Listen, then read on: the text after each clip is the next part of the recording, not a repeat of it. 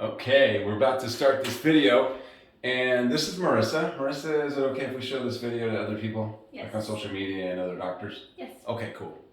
Well, we're here to show you how to do the autonomic testing and balancing that we do. As you know, when people come in our office, a lot of times they're stuck in sympathetic freeze. Well, what does that mean? Sympathetic freeze is when their sympathetic nervous system is all ramped up. They can't bring it back down to neutral. And because of that, the parasympathetic nervous system is being inhibited. How do we test that? Well, there are some very easily testable functions that only get nerves through that parasympathetic through the cranial nerves 3, 7, 9, and 10. And so we're going to sequentially go through those, and I'm using muscle testing, finding a strong muscle. I'll show you how to do that. And then having her perform one of those functions, those bodily functions, eye movements, facial muscle activation.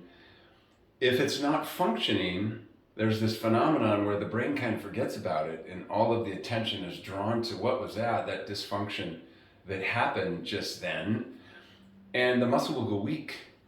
So we use this in an initial exam after I've gone through and I've explained to them what it is. What does the sympathetic nervous system do?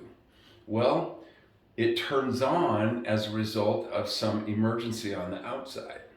Something's coming at me, or I have to go at something, I have to chase something, I need more energy, I need more heart rate, I need more adrenaline. That system comes as a package. It's appropriate to have anxiety when you're running from a tiger. You'll die if you don't. And so if you explain to the patients, this is what happens when the system gets activated. And the more it gets activated, the more efficient it gets at activating it. And then sometimes it doesn't come back to neutral. When that happens, the parasympathetic gets inhibited. What's the parasympathetic? Resting, digesting, healing, feel good, sleep. But what is often forgotten is anti-inflammation. So you'll have people come in who are all inflamed, they got autoimmune reactions and all kinds of things. That's out of control.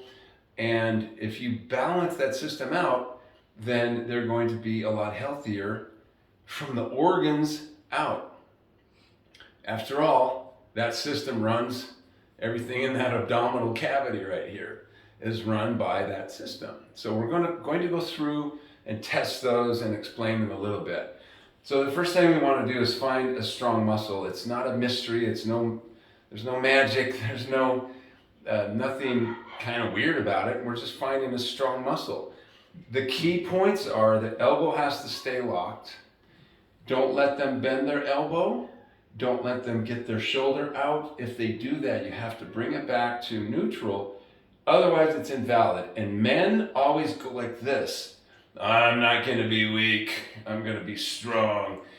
So make sure that you inform them the arm has to be straight. Don't move your arm. Keep it in one place. So that's a strong muscle. It's a normal response. You're looking for the response of the muscle, not the strength. It's strong from the very start, except when something goes weak. And then they'll say you're pushing harder. I always tell them in advance, I have no motivation or purpose in pushing harder. It feels like I am because your muscle goes weak. And sometimes it might even hurt because it's weak. So that's what's happening. So push it. Now, Marissa, puff your cheeks out. Face the camera. Push here. And she has some weakness there. And right away we see that the right side doesn't puff out as much as the left. And she could actually, Marissa, you could actually push on one side and see which one is firmer. This one's kind of soft. So right side, we'll make a note of that. So puffing cheeks, right side. Now the glabellar reflex is used to kind of assess if somebody's going into Parkinson's. It's in the middle right here. We're going to use individually on one side. We're going to tap at an angle over here. It's for the reflex for the eyelid closing. Push here. So this side short circuits everything out. So that would be on her left side. Glabellar left side. I have this form that I can send to you if you request it. Now, purse your lips. Kiss, kiss, rock solid. Open your eyes really wide. Not so good. Squint your eyes close, or close them really tightly. Rock solid. Now, open and go. Ah, rock solid. You'll find that often is weak on people. Carotid push, face this way a little bit. We're going to come in and we're going to push gently on the carotid sinus and see, push here. So her right side, the blood pressure regulation, right side on the carotid push right there. Take your index and thumb through your closed eyelids. I want you to rub your eyeballs. That one's weak as well. Turn your head to the right and cough. Push here. Turn it back to the center and swallow. That one's not good. So turn your head to the right again. Cough. Rock solid. Okay, now we're going to take a pen light. Cup your hand over your left eye. And don't look at the light. Look straight ahead. And you're going to shine this from the side simply because it's way too bright to do it right on. But she has no strength in that. So that's pupillary constriction. And then switch hands. Push here. Rock solid. So right side again seems to be most everything is on the right side. Now, keep your hand up there. Follow this finger down and out. Push here. Switch hands. Let's do that. I should have done that at the same time. Follow my finger down and out. Push here. Both of those are good. That's down and out. You test them one at a time. And cover the eye because I don't know anybody can go with their eyes like this at the same time. All right, now this one. The key on this one is tell them first, don't tilt your head.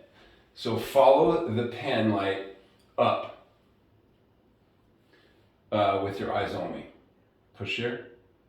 Follow the pen, follow it in and push here. And you got to get pretty close and make them force, try to get convergence. And obviously that went weak. Cross. Was this weak? Straight up? No. Okay. So down and out. Those were both good. Mm-hmm. Right. All right. So out of the tests, she has 1, 2, 3, 4, 5, 6, 7, 8 that are not functioning. So now, what do you do with that? Confirm to the patient, this is a view into the health of your parasympathetic right now. If that were healthy, you probably wouldn't be in here because you would probably be sleeping better, you would probably be digesting better, you would probably feel better and more relaxed, but you're stuck in that sympathetic freeze I told you about. So now we're going to get the laser out, the infrared out, and infrared is known to increase ATP production. And we're going to point that right at the brainstem, where the primitive brain is, where the brainstem is. And then we're going to have her do these functions 4 or 5 times, activating the pathways while they have more ATP. They turn back on. It's the most remarkable instantaneous gratification for the patient to see things that actually turn back on. I don't do it right there when I test. I do this testing in their initial consultation to show them that things aren't functioning. And then we do these prior to or during their microcurrent to turn those back on. So I'm going to push pause here for a second.